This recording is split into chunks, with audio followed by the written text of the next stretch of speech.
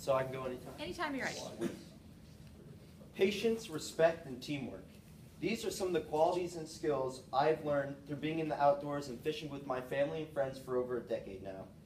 Fishing to me is a huge part of my life because it has taught me so many life lessons and given me so many good memories I will never forget. And without it, I don't think I would be the person I am today. It is these qualities that I will carry on throughout my life and apply to certain aspects of life, whether it be work, family, or everyday situations. Which is why I think it is a blessing that I learned the art of fishing at such a young age.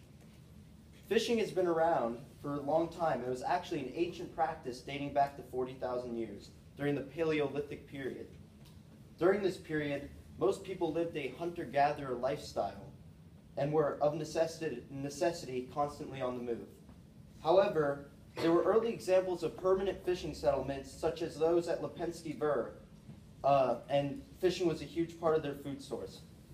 But there's been a shift in culture over the tens of thousands of years to where if one needs to go get food, he or she can just go to the grocery store and get it. So with that being said, the whole hunting and gathering lifestyle has been abandoned due to commercial fishing on a very, very big corporate scale. The last type of fisherman you have is me, the recreational or sport fisherman, doing this activity solely for the excitement, adventure, and rush, rarely ever keeping a specimen for human consumption. I myself am proud to be a recreational fisherman because I believe that you can learn many more beautiful life lessons and make many more bonds between friends and family rather than doing the activity for corporate reasons to just make a profit and contribute to overfishing our seas. The way I fish is with a rod and reel rather than using huge nets and unfair tactics like that. I either use monofilament, fluorocarbon, or braid for line, and I either use bait or some type of lure, usually mimicking a type of bait fish to attract a predatory species. To me, it's the fairest and most fun way to catch fish. There have been many obstacles in fishing that you will encounter, whether tangling the line or navigating your way through thick shrubbery trying to find a secret spot that you've never been to. It is times like this that you learn the most life lessons and make the most out of the day by navigating your way through and honing your outdoor skills. It was a hot day in June, and me and my friend Joe were out fishing up at Alpine Lake. It was a good day, relatively slow actually, so patience was definitely a key in trying to keep the fun going. We decided, should we keep going farther into the lake or should we turn back and get picked up because the fishing wasn't that good? Our decision was we would keep going, and we kept going and going and going into the lake, in and out of coves, until we couldn't even see where we started. It was at this point that we both got worried, and navigation and using those skills came into play.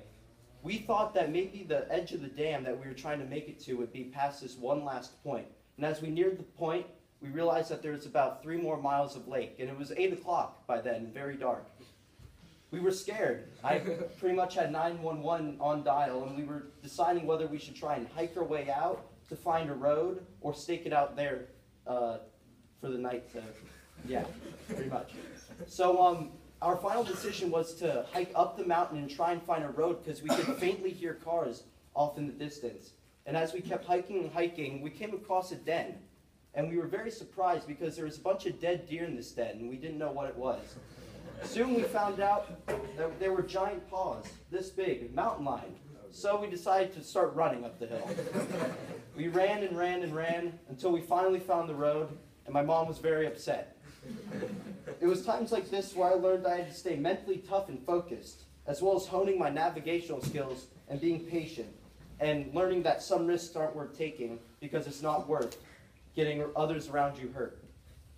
Now this is only one story out of a decade's worth of time fishing, so I have many more that I wish I could share with you all, but due to the time constrictions, I simply cannot.